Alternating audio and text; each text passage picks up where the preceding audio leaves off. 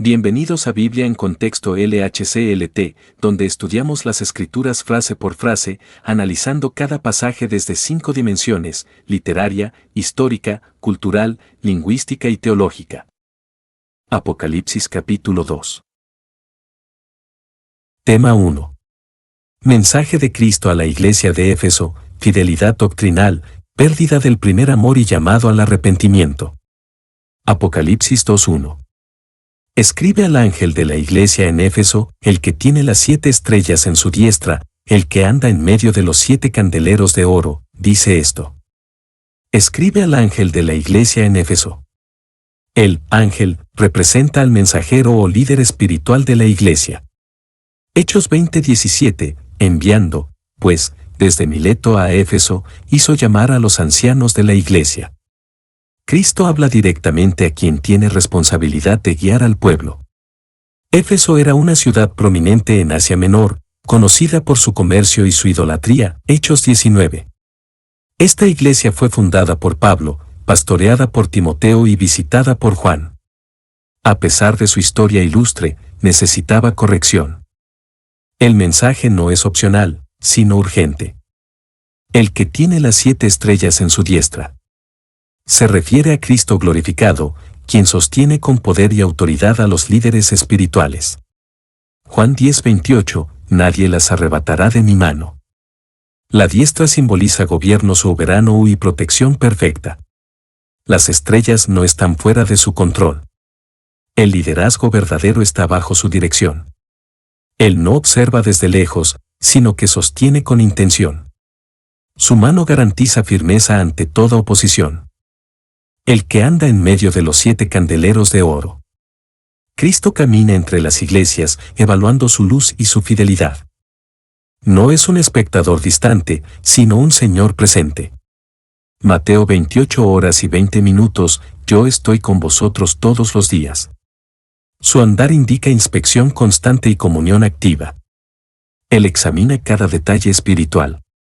La gloria no lo aleja, lo acerca a su pueblo. Su presencia debe inspirar reverencia y consagración. Él observa y actúa con justicia. Dice esto. Estas palabras introducen la voz del Cristo exaltado. No es la opinión de un hombre, sino un mandato del Rey glorificado. Mateo 17:5, a él oíd. Lo que sigue es palabra santa, verdadera y autoritativa. Ignorarla sería una tragedia espiritual. Cada frase debe ser recibida con temor reverente. La iglesia no puede modificar el mensaje.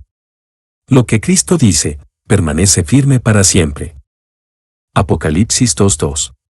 Yo conozco tus obras, y tu arduo trabajo y paciencia, y que no puedes soportar a los malos, y has probado a los que se dicen ser apóstoles, y no lo son, y los has hallado mentirosos.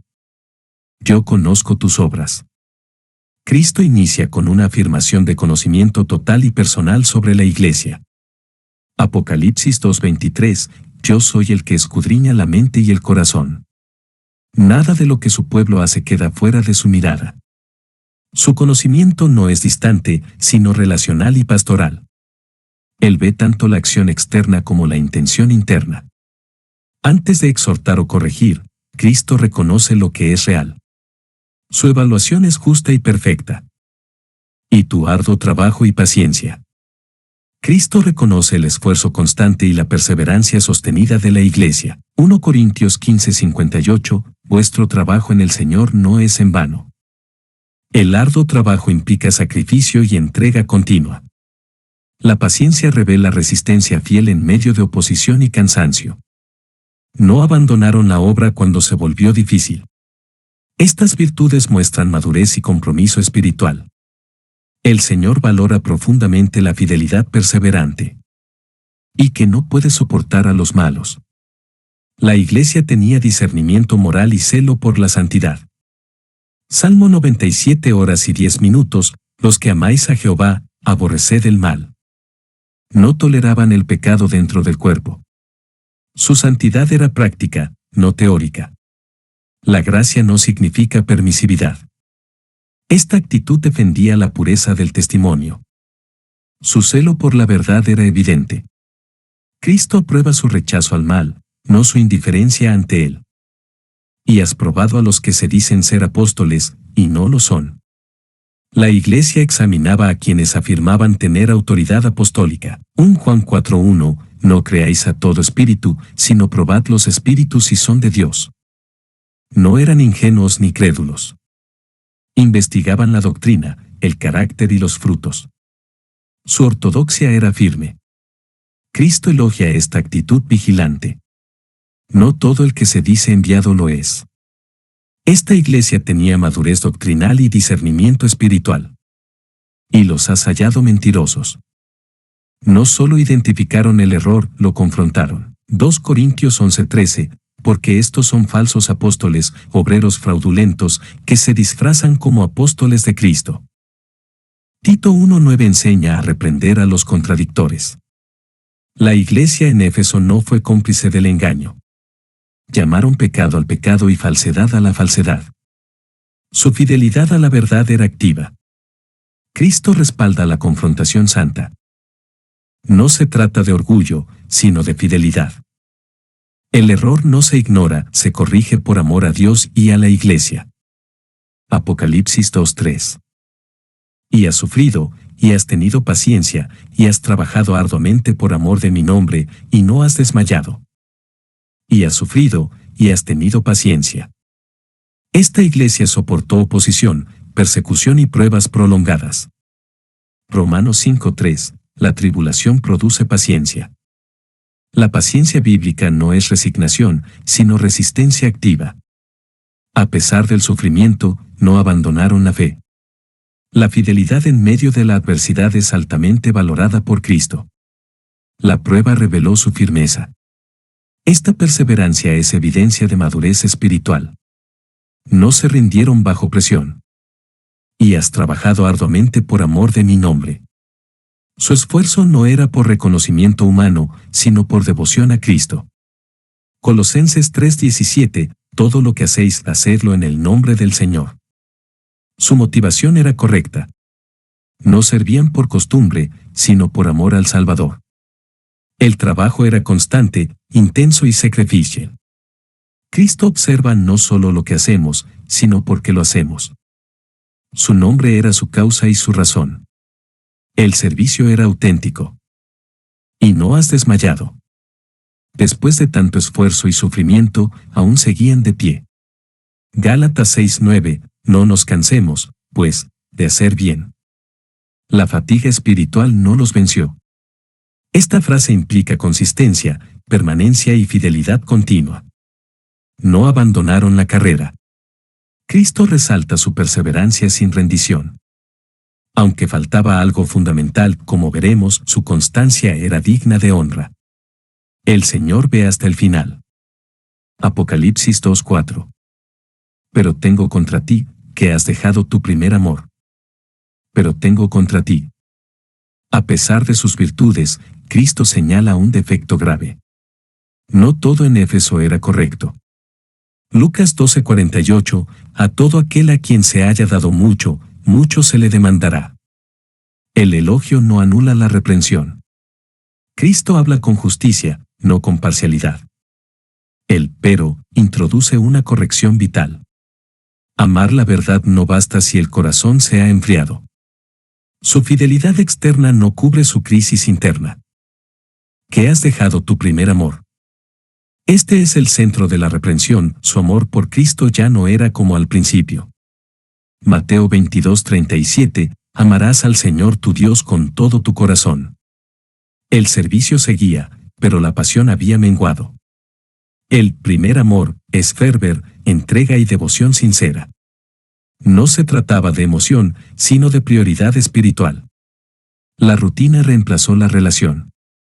Cristo quiere corazones ardientes, no solo manos ocupadas. Apocalipsis 2:5. Recuerda, por tanto, de dónde has caído, y arrepiéntete, y haz las primeras obras, pues si no, vendré pronto a ti, y quitaré tu candelero de su lugar, si no te hubieres arrepentido. Recuerda, por tanto, de dónde has caído. El primer paso para restaurarse es recordar el punto de partida. Salmo 77 horas y 11 minutos, me acordaré de las obras de Jehová. La memoria espiritual despierta el arrepentimiento. Esta caída no fue doctrinal, sino relacional. No era una herejía, sino un enfriamiento del alma. Cristo llama a reflexionar en su condición. Perder el primer amor es una caída, no un detalle menor. La conciencia debe ser activada. Y arrepiéntete.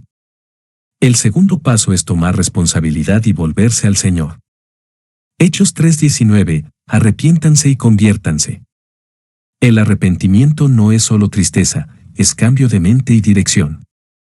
Cristo no busca condenar, sino restaurar. Sin arrepentimiento, no hay reconciliación. Él espera una respuesta real, no emocional. Esta iglesia conocía la verdad, pero debía aplicarla. Arrepentirse es volver a amar. Y haz las primeras obras. El tercer paso es recuperar el fruto del amor perdido. Santiago 2:17, así también la fe, si no tiene obras, está muerta en sí misma. El amor verdadero produce acción, Juan 14:15. Las primeras obras son aquellas nacidas de la pasión inicial. Se trata de volver a servir con gozo, devoción y entrega. No basta con sentir, hay que actuar. Las primeras obras restauran la comunión rota. Cristo no pide emociones, pide obediencia viva. El amor se demuestra, no solo se declara. Pues si no, vendré pronto a ti. Cristo advierte de intervención directa si no hay cambio. Su venida aquí no se refiere a su segunda venida, sino a un juicio local. El juicio de Cristo sobre la iglesia no siempre espera el fin. Él visita, corrige y disciplina. Hebreos 12:6, porque el Señor al que ama, disciplina y azota a todo el que recibe por hijo. El pronto indica urgencia y certeza. La paciencia de Cristo no es indiferencia. Si no hay arrepentimiento, Él actuará con justicia. Y quitaré tu candelero de su lugar, si no te hubieres arrepentido. El juicio es perder el testimonio como iglesia. Mateo 5:15, ni se enciende una luz y se pone debajo de un almud, sino sobre el candelero, y alumbra a todos los que están en casa. Sería una iglesia sin luz, sin influencia, sin presencia divina. Mateo 5:14-16 llama a la iglesia a ser luz del mundo. Si pierde su primer amor, pierde su razón de existir. Cristo no amenaza, advierte con amor. La remoción del candelero es el retiro de su aprobación. Muchas iglesias aún se reúnen, pero Cristo ya no está. Sin amor, no hay presencia ni fruto. Apocalipsis 2:6.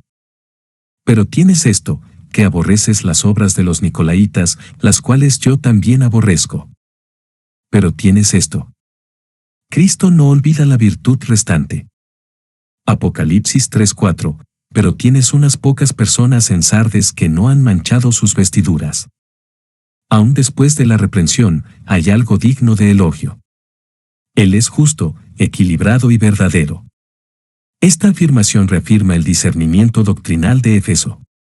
La corrección no borra todo lo bueno. Cristo ve con detalle. Aunque falta amor, aún hay integridad. El equilibrio pastoral es importante, afirmación y corrección se combinan. El amor no ignora la verdad. ¿Qué aborreces las obras de los nicolaitas? Los nicolaitas promovían una doctrina de permisividad moral, posiblemente mezclando inmoralidad con libertad cristiana. La iglesia no compartía esa corrupción. 1 Corintios 5:6, un poco de levadura alude toda la masa.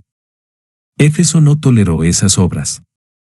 Cristo no les reprocha por juzgar, sino que aprueba su rechazo. El verdadero amor aborrece el pecado. No se trata de odio personal, sino de celo santo. Las cuales yo también aborrezco. Esta frase muestra que Cristo no solo ama, también aborrece lo malo.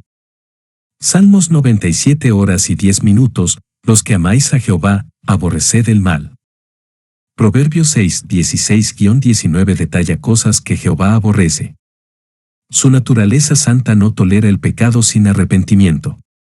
Él está de acuerdo con el celo de Éfeso por la pureza doctrinal. No toda tolerancia es virtud. Jesús se opone activamente al error. Su repudio a las obras malvadas muestra su justicia. La Iglesia debe reflejar esa santidad. Apocalipsis 2:7. El que tiene oído, oiga lo que el Espíritu dice a las iglesias. Al que venciere, le daré a comer del árbol de la vida, el cual está en medio del paraíso de Dios. El que tiene oído, oiga lo que el Espíritu dice a las iglesias. Este llamado es universal, cada creyente debe prestar atención. Mateo 11:15, el que tiene oídos para oír, oiga. El mensaje es del Espíritu, no solo de Juan. Aunque es dirigido a Éfeso, tiene aplicación para todas las iglesias. La revelación exige respuesta. Oír no es suficiente, hay que obedecer. La voz de Dios aún habla. Estamos dispuestos a escuchar y a actuar. Al que venciere. El llamado al vencedor implica lucha, resistencia y fidelidad.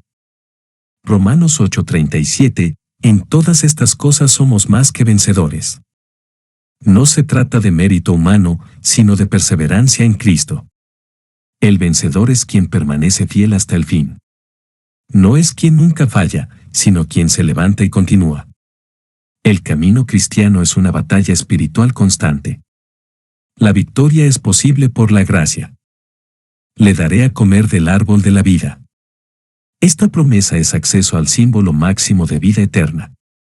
Proverbios 3:18, ella es árbol de vida a los que de ella echan mano.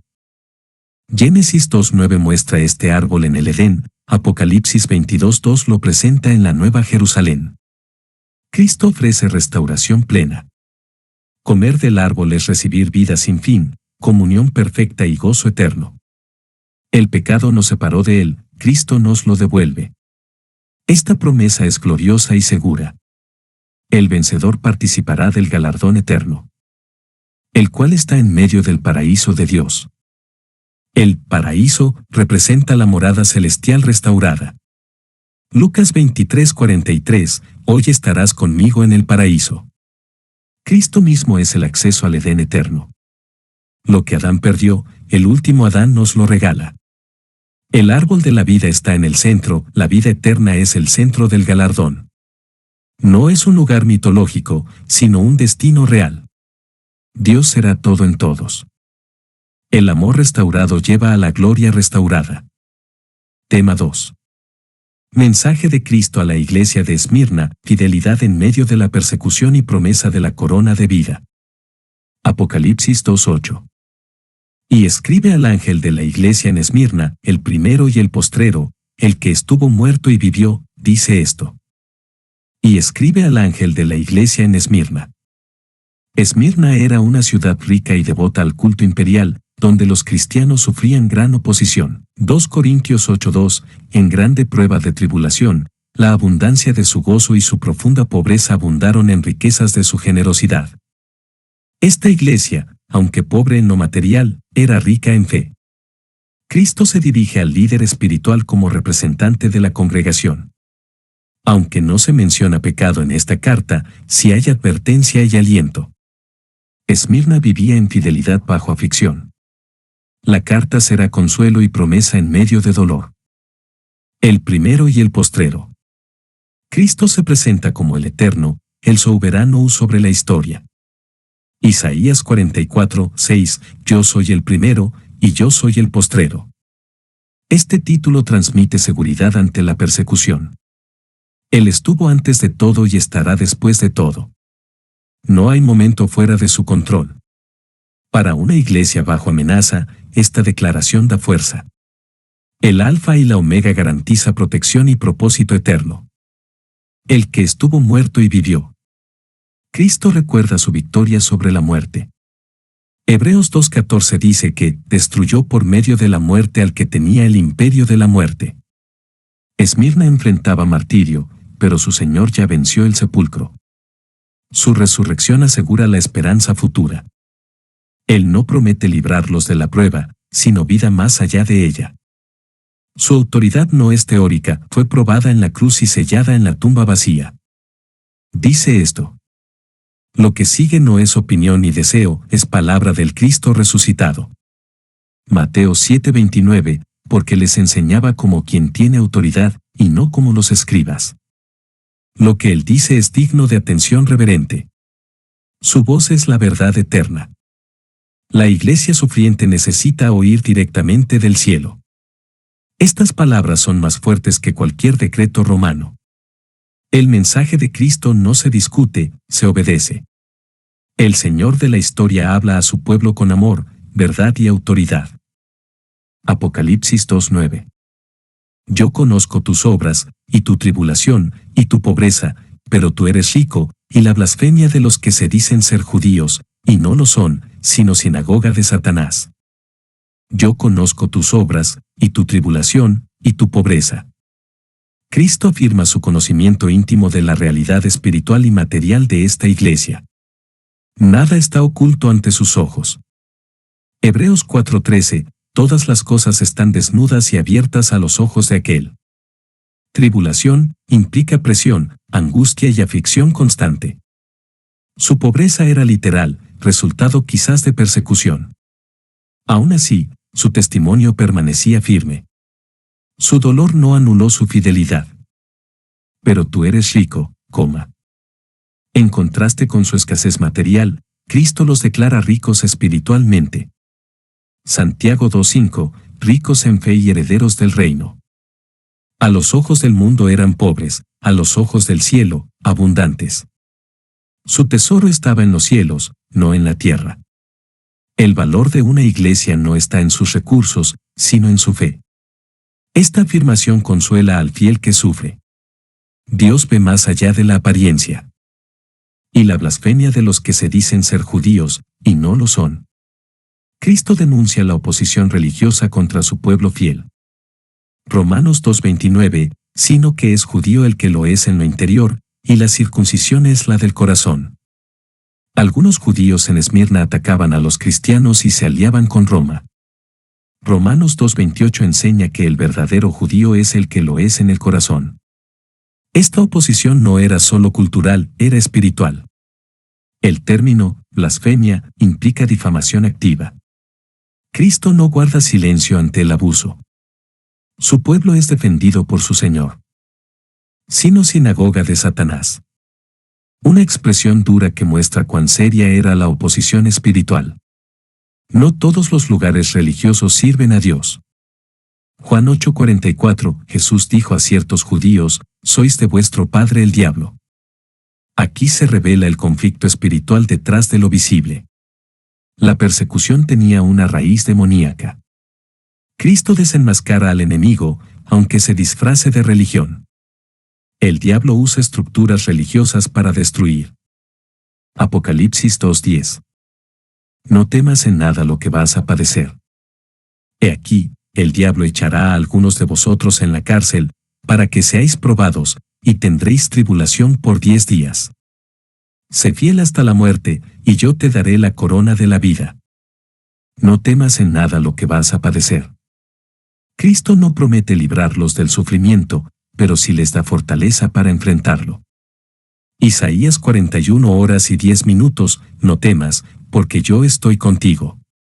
Su presencia es suficiente ante el dolor. El mandato, no temas, es divino, no psicológico. Cristo no minimiza el padecimiento, pero llama a confiar. El temor no debe gobernar al creyente. El futuro puede doler, pero nunca vencer al que confía. He aquí, el diablo echará a algunos de vosotros en la cárcel. La fuente última de la persecución no es humana, sino satánica. Primera de Pedro 5:8, vuestro adversario el diablo, como león rugiente, anda alrededor buscando a quien devorar. Efesios 6:12 enseña que luchamos contra huestes espirituales. El enemigo busca silenciar la fe fiel. El encarcelamiento es parte del plan permitido por Dios, pero orquestado por el maligno. Cristo no lo oculta. Él quiere que su iglesia esté preparada.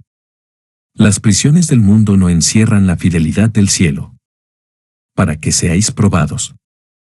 La prueba revela la autenticidad de la fe. Primera de Pedro 1:7, la prueba de vuestra fe más preciosa que el oro.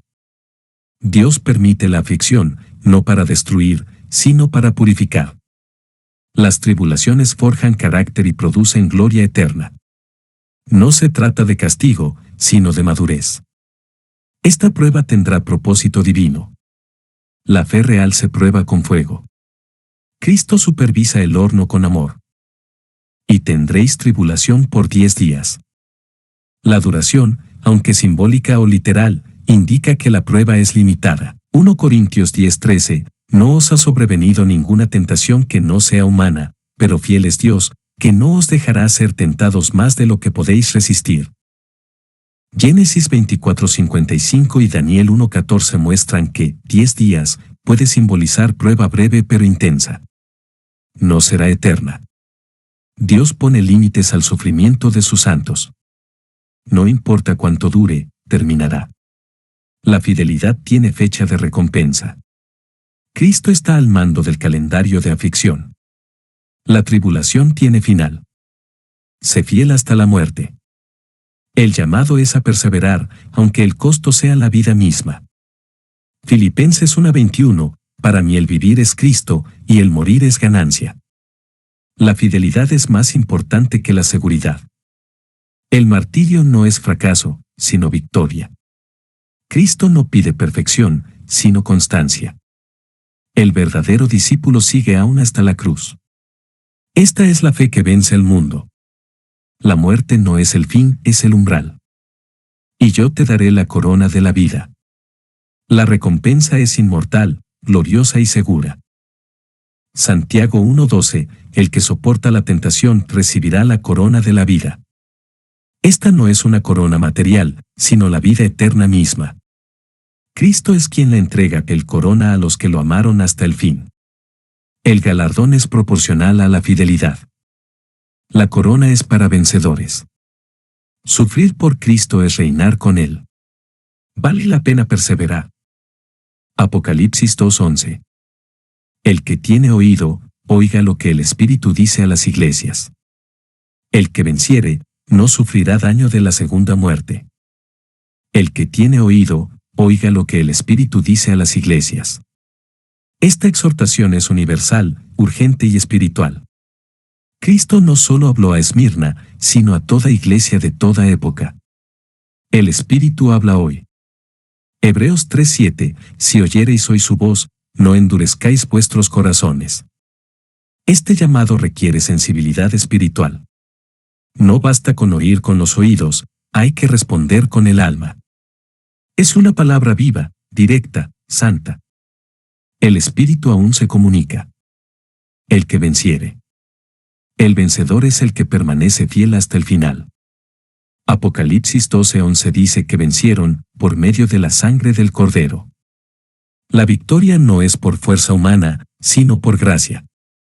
Vencer aquí implica resistir, confesar, vivir y, si es necesario, morir. Esta promesa no es para los pasivos, sino para los fieles. El cristianismo verdadero es lucha constante. La victoria es la evidencia de la fe.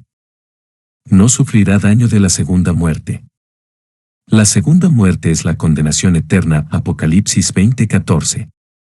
Aunque los creyentes pueden morir físicamente, jamás serán separados de Dios. Juan 11:26, el que cree en mí, no morirá eternamente. Esta promesa da fuerza en medio del martirio. El cuerpo puede ser herido, pero el alma está segura. La muerte no puede tocar al redimido eternamente. El vencedor triunfa sobre el infierno mismo. Tema 3. Mensaje de Cristo a la iglesia de Pérgamo, perseverancia bajo presión pagana y advertencia contra la falsa doctrina. Apocalipsis 2:12. Y escribe al ángel de la iglesia en Pérgamo, el que tiene la espada aguda de 2 filos dice esto. Y escribe al ángel de la iglesia en Pérgamo. Pérgamo era una ciudad cultural, religiosa y políticamente influyente, llena de idolatría y persecución. 1 Corintios 10:20, lo que los gentiles sacrifican, a los demonios lo sacrifican, y no a Dios.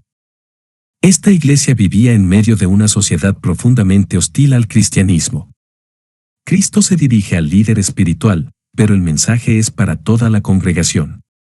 Vivir en Pérgamo era enfrentar constante presión espiritual. Esta carta traerá tanto reconocimiento como corrección. El Señor habla a los que resisten. El que tiene la espada aguda de dos filos dice esto. La espada representa la palabra que juzga y purifica, Hebreos 4:12. Isaías 11:4, herirá la tierra con la vara de su boca, y con el espíritu de sus labios matará al impío. Cristo se presenta como el juez que discierne con precisión. Esta espada sale de su boca, Apocalipsis 1:16, mostrando que su juicio es verbal y soberano. Él no habla para entretener, sino para confrontar. No es una espada física, sino espiritual. El Señor vendrá con esa espada si la iglesia no se corrige. Su palabra corta profundo. Apocalipsis 2:13. Yo conozco tus obras, y donde moras, donde está el trono de Satanás, pero retienes mi nombre, y no has negado mi fe, ni aun en los días en que Antipas mi testigo fiel fue muerto entre vosotros, donde mora Satanás. Yo conozco tus obras, y donde moras, donde está el trono de Satanás. Cristo sabe en qué entorno hostil vive esta iglesia, 2 Corintios 4:4, en los cuales el Dios de este siglo cegó el entendimiento de los incrédulos. Trono de Satanás puede referirse a los cultos idolátricos, especialmente al culto imperial. Allí, declarar que Jesús era el Señor era subversivo. A pesar de eso, la iglesia no había sido destruida. La presencia del mal era intensa. El Señor no ignora su contexto difícil. Él ve su lucha diaria. No los condena por vivir allí, sino por no resistir. Pero retienes mi nombre. A pesar del ambiente corrupto, esta iglesia sostenía la confesión del nombre de Jesús. Mateo 10:32, a cualquiera, pues, que me confiese delante de los hombres, yo también le confesaré delante de mi Padre que está en los cielos. Hechos 4:12 afirma que no hay otro nombre dado a los hombres para salvación. Retener su nombre es permanecer fiel a su identidad, señorío y verdad. No lo negaron públicamente. Esta fidelidad es digna de honra. En un mundo hostil, mantener la verdad es un acto heroico. El Señor valora su lealtad. Y no has negado mi fe. La Iglesia no renunció a la doctrina apostólica ni a la verdad del Evangelio. Judas 1:3, que entendid ardientemente por la fe. Aun bajo presión, se mantuvieron en la fe entregada por Cristo. Esta declaración muestra su perseverancia inicial. Retener la fe en medio de confusión y amenaza es obra del Espíritu. Aunque fallaron en otras áreas, esta virtud era real. El Señor reconoce su firmeza doctrinal. Ni aun en los días en que Antipas mi testigo fiel fue muerto entre vosotros. Antipas es mencionado como ejemplo supremo de fidelidad, posiblemente martirizado públicamente por su fe. Mateo 24:9, y os matarán, y seréis aborrecidos de todas las gentes por causa de mi nombre. La palabra testigo aquí también puede traducirse como mártir. Su vida y muerte testificaron de Cristo en una ciudad gobernada por el mal. Su nombre permanece en la historia sagrada. Su sacrificio sirvió como inspiración para la Iglesia. Cristo honra a quienes son fieles hasta la muerte. ¿Dónde mora Satanás? Cristo vuelve a enfatizar la intensidad de la oposición espiritual en Pérgamo. No se trata de exageración, Satanás realmente tenía influencia allí. Efesios 6:12, no tenemos lucha contra carne y sangre. La iglesia estaba en terreno hostil, pero Cristo los había sostenido. Esto confirma que la geografía espiritual es real. Hay lugares donde el mal domina visiblemente. Pero incluso allí, Cristo reina. Apocalipsis 2:14. Pero tengo unas pocas cosas contra ti, que tienes ahí a los que retienen la doctrina de Balaam, que enseñaba a Balac a poner tropiezo ante los hijos de Israel, a comer de cosas sacrificadas a los ídolos, y a cometer fornicación. Pero tengo unas pocas cosas contra ti. Cristo, tras reconocer lo bueno, presenta con firmeza lo que está mal. Proverbios 27:5, mejor es reprensión manifiesta que amor oculto. Aunque el elogio fue real, el error también lo es. No ignora los logros, pero tampoco encubre el pecado. Mateo 23:23 muestra cómo Jesús confronta sin hipocresía. Él no generaliza ni exagera. Su juicio es justo y específico. Él, pero, aquí no anula lo anterior, pero exige corrección. La pureza doctrinal no reemplaza la santidad moral. ¿Qué tienes ahí a los que retienen la doctrina de Balaam? Se refiere a miembros de la iglesia que seguían enseñanzas corruptas como las de Balaam en Números 22:25. Números 31 horas y 16 minutos, por consejo de Balaam ellas fueron causa de que los hijos de Israel prevaricasen contra Jehová. Balaam no maldijo a Israel, pero aconsejó a Balac cómo hacerlos caer mediante pecado. Aquí simboliza líderes que infiltran error y seducción. Retener esa doctrina es tolerar el pecado con apariencia de libertad. Cristo no condena a toda la iglesia, pero sí su tolerancia. La pasividad ante el error es complicidad. ¿Qué enseñaba a Balac a poner tropiezo ante los hijos de Israel? La estrategia de Balaam fue usar el deseo carnal para debilitar al pueblo de Dios. 1 Corintios 10:8, ni forniquemos, como algunos de ellos fornicaron, y cayeron en un día 23,000. En vez de confrontación directa, usó seducción. La palabra tropiezo implica trampa espiritual. Esta es una advertencia contra el compromiso con el mundo. Segunda de Pedro 2:15 menciona el camino de Balaam como codicia y corrupción. El enemigo busca infiltrar, no solo atacar. La iglesia debe discernir y resistir. A comer de cosas sacrificadas a los ídolos. Esta práctica representaba participación en cultos paganos, no solo un asunto dietético. 1 Corintios 10:20, lo que los gentiles sacrifican, a los demonios lo sacrifican. Comer de lo sacrificado era comunión con la idolatría. Algunos cristianos justificaban esto como libertad, pero en realidad contaminaban su conciencia. Cristo no tolera mezclas. La verdadera adoración requiere separación. Y acometer fornicación.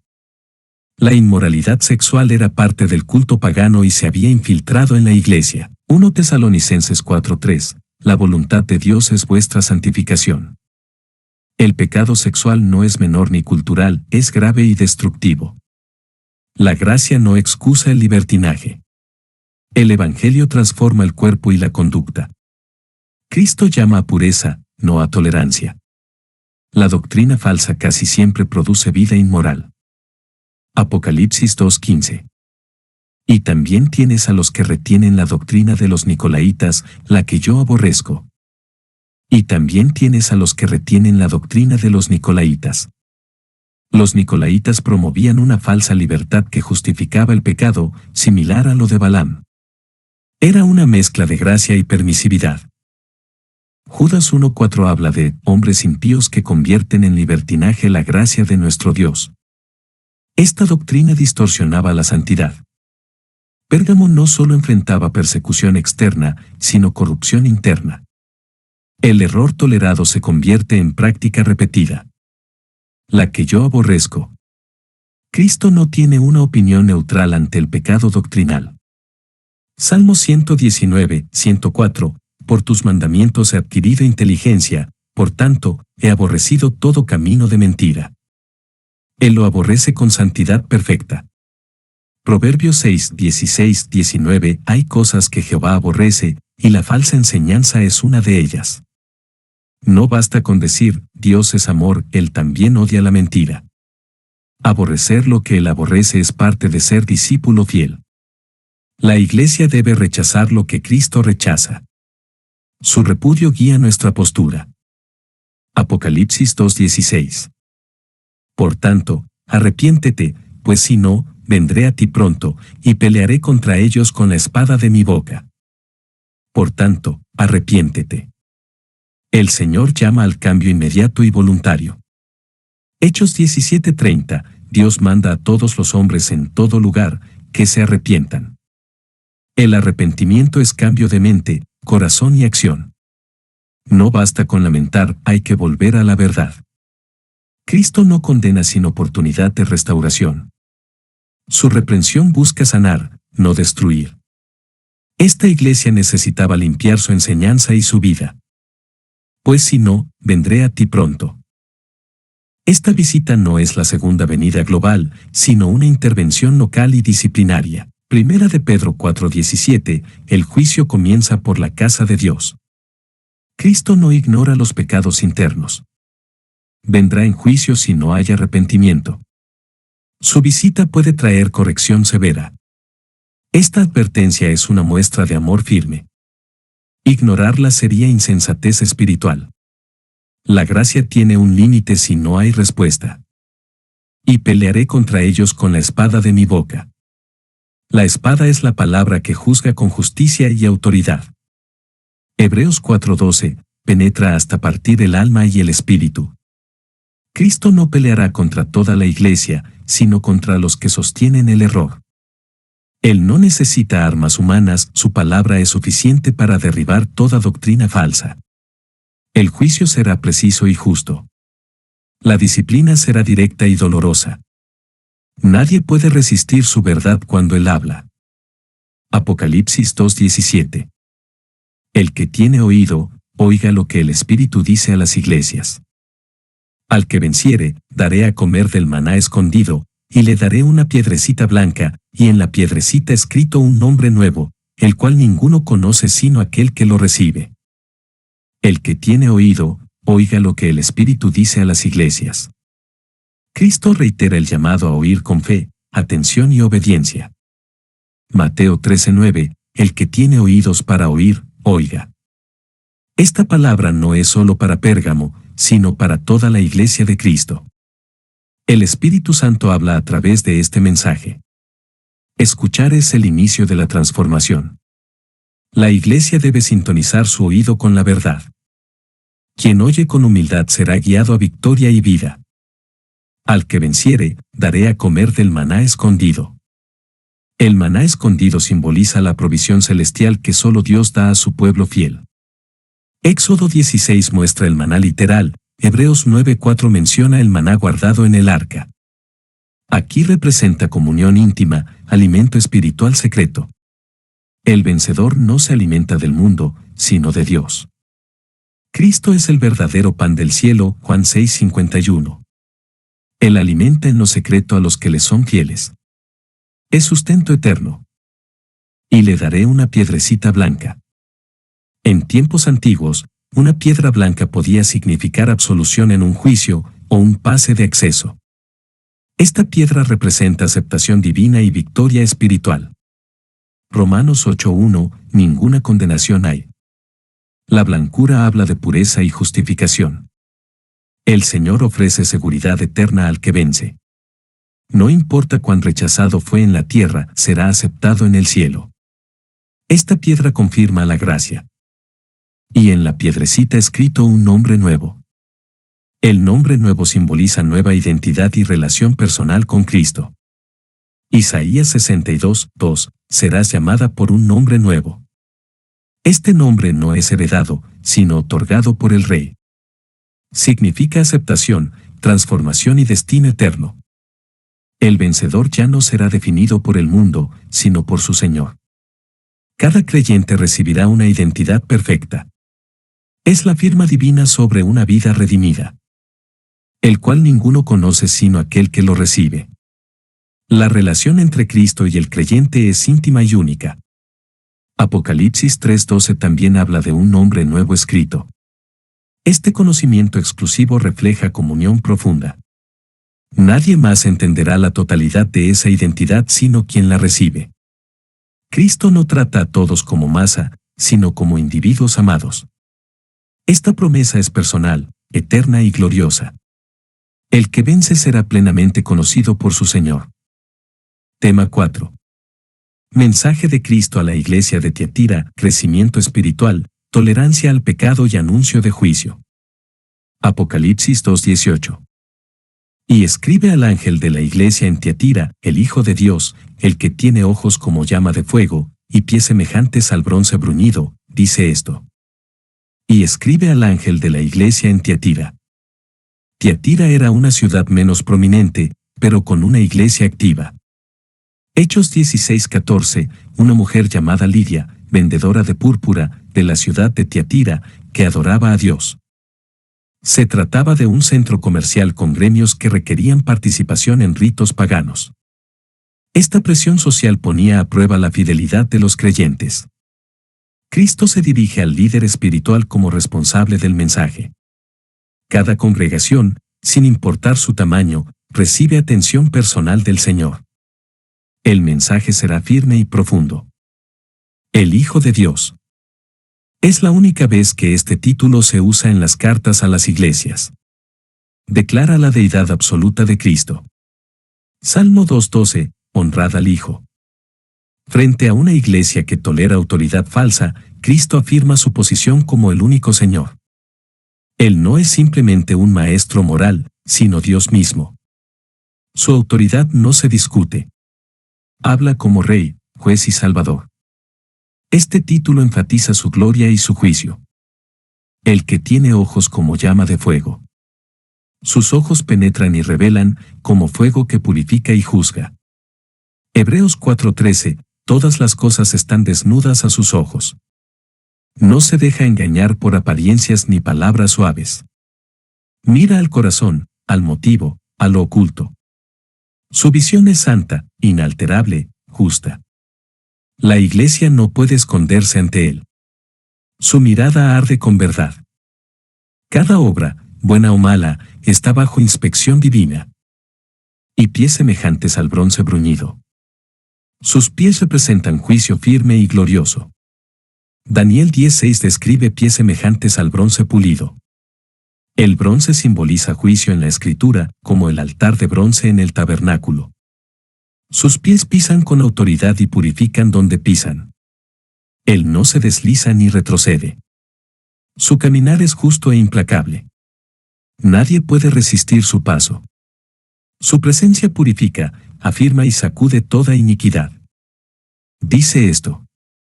Cristo va a hablar con total autoridad. Lo que sigue no es consejo ni sugerencia, es palabra santa. Mateo 17:5, a el oíd. La iglesia debe callar toda otra voz ante la suya. Cada frase es para ser creída, temida y obedecida. Él no habla en vano ni repite lo que ya fue dicho por otros. Su voz es definitiva. Este mensaje traerá elogio, pero también una fuerte reprensión. Apocalipsis 2:19. Yo conozco tus obras, y amor, y fe, y servicio, y tu paciencia, y que tus obras postreras son más que las primeras. Yo conozco tus obras, y amor, y fe, y servicio, y tu paciencia. Cristo comienza con un reconocimiento detallado de las virtudes de esta iglesia. Tenían amor, fe activa, servicio comprometido y paciencia constante. A diferencia de Éfeso, aquí el amor no se había enfriado. 1 Corintios 13:13 vincula estas virtudes como esenciales para la vida cristiana. Esta no era una iglesia muerta, sino una que servía. Su testimonio externo era fuerte. El Señor valora su dedicación. Y que tus obras postreras son más que las primeras. Su crecimiento era visible, no habían retrocedido, sino avanzado. Esta es una señal de madurez y perseverancia. Proverbios 4:18, la senda de los justos va en aumento. No se habían estancado en el servicio. Esto revela que una iglesia puede crecer en muchas áreas y aún necesitar corrección. El progreso no justifica el pecado. Cristo reconoce su avance, pero no ignora su debilidad interna. Apocalipsis 2:20.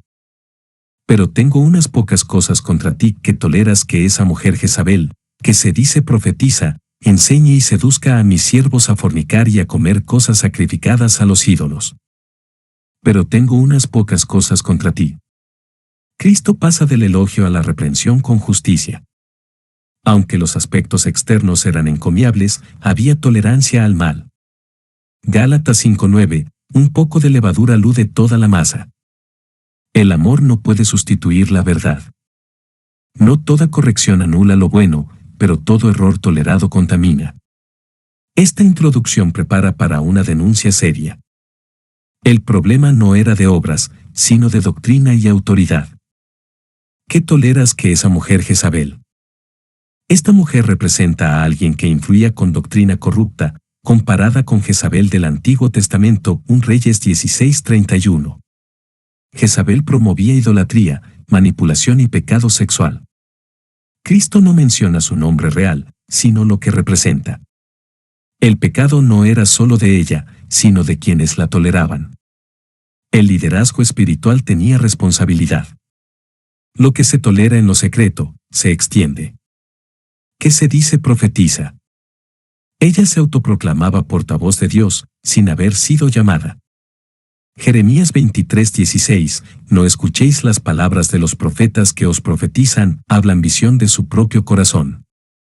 Este engaño espiritual revestido de autoridad era peligroso. La Iglesia había permitido una falsa fuente de enseñanza. El problema no era el rol, sino el contenido. No toda voz espiritual es de Dios. El discernimiento era urgente. Enseñe y seduzca a mis siervos a fornicar. Su enseñanza tenía consecuencias prácticas, impulsaba al pecado. Seducir implica atracción engañosa. Segunda de Pedro 2:18, hablan palabras infladas de vanidad y seducen. El pecado sexual era justificado con supuesta libertad espiritual. Los siervos eran creyentes engañados. Cristo no solo ve la doctrina, también su efecto. La corrupción doctrinal siempre termina en corrupción moral. Y a comer cosas sacrificadas a los ídolos. Esta práctica mezclaba la adoración cristiana con cultos paganos. 1 Corintios 10:21, no podéis participar de la mesa del Señor y de la mesa de los demonios. Esta idolatría era espiritual y cultural. Tal vez se usaba para justificar la integración social en los gremios, pero Cristo lo rechaza completamente. Lo que parece estrategia es, ante Dios, traición. La Iglesia debe guardar fidelidad, aunque cueste. Apocalipsis 2:21. Y le he dado tiempo para que se arrepienta, pero no quiere arrepentirse de su fornicación. Y le he dado tiempo para que se arrepienta. Esta frase revela la misericordia de Cristo. Segunda de Pedro 3:9, no queriendo que ninguno perezca. Dios no juzga de inmediato, ofrece oportunidad de cambio. La paciencia de Cristo es evidencia de su amor, no de debilidad. Esta mujer recibió advertencia, quizás personal o profética. La gracia antecede al juicio. Toda reprensión viene con un plazo. Su dureza no fue por ignorancia, sino por rebeldía. Pero no quiere arrepentirse de su fornicación. Aquí está el problema central, su voluntad estaba endurecida. Jeremías 6:16, no quisieron andar por ella. El pecado no era accidental, sino persistente. Rechazó la corrección con soberbia. Cristo la buscó, pero ella se negó. La dureza de corazón es el mayor obstáculo al arrepentimiento. Lo más peligroso no es caer, sino negarse a volver. La obstinación espiritual siempre anticipa juicio. Apocalipsis 2:22. He aquí, yo la arrojo en cama, y en gran tribulación a los que con ella adulteran, si no se arrepienten de las obras de ella. He aquí, yo la arrojo en cama. La cama de placer se convierte en cama de juicio.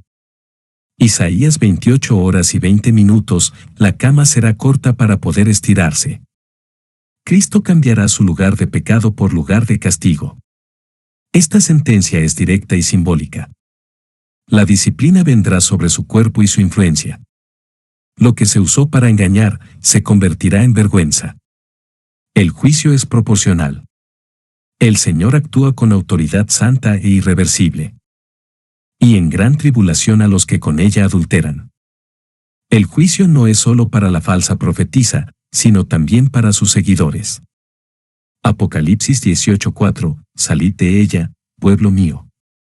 El adulterio espiritual y literal traerá sufrimiento. La gran tribulación aquí es local, no la tribulación escatológica. El pecado tolerado en la Iglesia produce disciplina intensa. Nadie que participe de su pecado escapará. Cristo protege su Iglesia purificándola. Si no se arrepienten de las obras de ella. Aunque el juicio es inminente, aún hay oportunidad de arrepentimiento. Cristo ofrece gracia hasta el último momento. Ezequiel 33 horas y 11 minutos, no quiero la muerte del impío. Él no desea castigar, sino restaurar. Pero si persisten, el castigo será justo. El arrepentimiento individual puede evitar el juicio colectivo. Cada uno debe volverse, aun si ella no lo hace. Dios pesa a cada corazón. Apocalipsis 2:23. Y a sus hijos heriré de muerte, y todas las iglesias sabrán que yo soy el que escudriña la mente y el corazón, y os daré a cada uno según vuestras obras. Y a sus hijos heriré de muerte. Hijos representa a sus discípulos, no literalmente niños. Su herencia será muerte espiritual y posiblemente física. Hechos 5:10 muestra que Dios puede disciplinar con muerte. El juicio sobre ellos será severo, para frenar la corrupción. No se puede perpetuar una doctrina falsa sin consecuencias. El castigo será ejemplar. Cristo defenderá a su iglesia con mano fuerte. Y todas las iglesias sabrán que yo soy el que escudriña la mente y el corazón. Cristo quiere que su acción sirva como advertencia a toda la iglesia. Jeremías 17:10, yo Jehová, que escudriño la mente para dar a cada uno. Él no juzga según apariencias, sino con conocimiento perfecto. Nada queda oculto ante su presencia. La iglesia debe vivir con temor reverente. Esta frase declara su omnisciencia divina. Él no solo ve lo externo, pesa lo interno con justicia. Y os daré a cada uno según vuestras obras. El juicio será individual, justo y proporcional. Romanos 2:6, pagará a cada uno conforme a sus obras. Cristo no generaliza ni actúa injustamente. Cada creyente será recompensado o corregido por lo que hace. Esto motiva a vivir con integridad y temor santo. Su retribución no es arbitraria. Es personal, sabia y perfecta. La obediencia no será olvidada y el pecado no será ignorado. Apocalipsis 2:24. Pero a vosotros y a los demás que están en Tiatira, a cuantos no tienen esa doctrina, y no han conocido lo que ellos llaman las profundidades de Satanás, yo os digo, no os impondré otra carga. Pero a vosotros y a los demás que están en Tiatira. Cristo distingue entre los que siguen el error y los que permanecen fieles. 2 Timoteo 2:19, conoce el Señor a los que son suyos. No todos en la iglesia estaban contaminados. Él habla ahora a los verdaderos creyentes que no cedieron. Esta diferenciación es justa y compasiva. Cristo ve al remanente fiel en medio de la corrupción. Su mensaje es personal y alentador para ellos. Él nunca olvida al que persevera. ¿A cuántos no tienen esa doctrina? Los fieles habían rechazado la enseñanza perversa de Jezabel. No solo se trata de no practicarla, sino de no aceptarla como verdad. Judas 1:3 exhorta a contender por la fe verdadera. Cristo honra a los que se mantuvieron doctrinalmente puros. La iglesia puede tener división interna, pero el Señor conoce quién está en la verdad. La doctrina sana es vital para una vida santa. Y no han conocido lo que ellos llaman las profundidades de Satanás. Esta frase puede ser irónica, los herejes tal vez llamaban sus enseñanzas profundidades espirituales, pero eran realmente satánicas. 1 Corintios 2:10 habla de lo profundo de Dios, pero aquí se refiere a lo opuesto. El diablo siempre imita lo divino para engañar. Cristo revela la verdadera naturaleza del engaño. No eran misterios elevados, sino trampas infernales. Los fieles evitaron esta falsa revelación. Yo os digo, no os impondré otra carga. Esta es una palabra de descanso espiritual. Hechos 15:28, no imponer más carga que estas cosas necesarias. Cristo no sobrecarga a su pueblo con mandatos pesados. Él solo pide fidelidad a lo revelado. No añade reglas humanas, sino verdad divina. Los fieles no debían temer nuevas demandas, solo continuar firmes. El yugo de Cristo es fácil, su carga ligera, Mateo 11:30. Apocalipsis 2:25. Pero lo que tenéis, retenedlo hasta que yo venga. Pero lo que tenéis se refiere a la fe, la verdad, la obediencia y la santidad que ya poseían. 2 Timoteo 1:13, reten la forma de las sanas palabras que de mí oíste. Cristo no exige lo que no ha dado. Lo que ya tenían era suficiente para agradarle. Su fidelidad doctrinal y moral debía conservarse. Él no pide innovación, sino permanencia. El cristiano no necesita algo nuevo, sino permanecer en lo verdadero. Retenedlo hasta que yo venga. Este mandato llama a la perseverancia en el tiempo. Hebreos 10:23, mantengamos firme nuestra esperanza. La victoria no es de los que comienzan bien, sino de los que terminan fieles. Hasta que yo venga, es una promesa velada, Él volverá a buscar a los suyos. La espera implica resistencia, fe y vigilancia. No hay fecha, pero hay certeza. La fidelidad es el llamado del creyente cada día. Apocalipsis 2:26. Al que venciere y guardare mis obras hasta el fin, yo le daré autoridad sobre las naciones. Al que venciere y guardare mis obras hasta el fin. Aquí se combinan victoria y obediencia continua. Mateo 24:13, el que persevera hasta el fin, éste será salvo. No es suficiente comenzar, hay que guardar sus obras hasta el último día. El vencedor es quien permanece, resiste y camina en obediencia. Mis obras se refiere a lo que Cristo ha ordenado, no a lo que uno imagina. La fidelidad perseverante será honrada en el reino. Yo le daré autoridad sobre las naciones. Una promesa gloriosa de reinar con Cristo en su reino milenial. 2 Timoteo 2:12, si sufrimos, también reinaremos con Él. Esta autoridad será delegada por el Rey de Reyes. El creyente fiel no solo será salvo, sino gobernará con justicia. El galardón será autoridad espiritual real. El servicio terrenal humilde se convertirá en gloria compartida. Cristo exalta a los que le sirvieron sin fama. Apocalipsis 2:27. Y las regirá con vara de hierro, y serán quebradas como vaso de alfarero, como yo también la he recibido de mi Padre. Y las regirá con vara de hierro. Se cita el Salmo 2:9, que anuncia la autoridad mesiánica. Cristo compartirá su gobierno con los vencedores. Vara de hierro simboliza justicia firme, no crueldad. El gobierno de Cristo y su santo será santo, justo e inquebrantable. No habrá tolerancia al mal. Los que hoy sufren bajo injusticia reinarán con justicia. Su vara traerá orden y restauración. Esta es una autoridad celestial. Y serán quebradas como vaso de alfarero.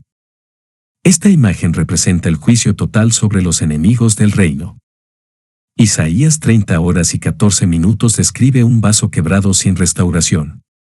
Cristo no solo gobernará, también destruirá toda oposición. Esta es la vindicación del justo. El mal no prevalecerá. La victoria final será completa. El mundo desprecia al creyente hoy, pero Cristo le dará autoridad gloriosa. El juicio será justo, total e irreversible. Como yo también la he recibido de mi Padre. Cristo delega la autoridad que recibió como hijo obediente. Juan 5:22, el Padre a nadie juzga, sino que todo el juicio dio al Hijo. Él no guarda su autoridad para sí, sino que la comparte con sus fieles. Esta promesa muestra la gracia y generosidad del Señor. No somos dignos, pero Él nos hace partícipes. El reino de Cristo se extenderá a través de su pueblo redimido. Apocalipsis 2:28. Y le daré la estrella de la mañana. Y le daré la estrella de la mañana.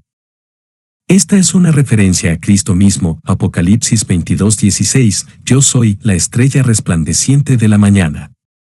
Recibir la estrella es recibir comunión íntima con Él. También representa esperanza y resplandor eterno. Segunda de Pedro 1:19 dice que la estrella de la mañana nacerá en nuestros corazones. Cristo será la recompensa suprema del vencedor. Más que autoridad, recibirá a su Señor. Él es el galardón más glorioso. Apocalipsis 2:29. El que tiene oído, oiga lo que el Espíritu dice a las iglesias. El que tiene oído, oiga lo que el Espíritu dice a las iglesias. Una vez más, Cristo cierra con el llamado a escuchar con atención y obediencia. Este llamado va más allá de Tiatira, es para todas las iglesias de todos los tiempos. El Espíritu Santo aún habla hoy. Hebreos 3, 7-8, si oyereis hoy su voz, no endurezcáis vuestros corazones. Escuchar es el primer paso a la restauración. El mensaje no debe ser ignorado ni suavizado. El que oye y obedece, vencerá.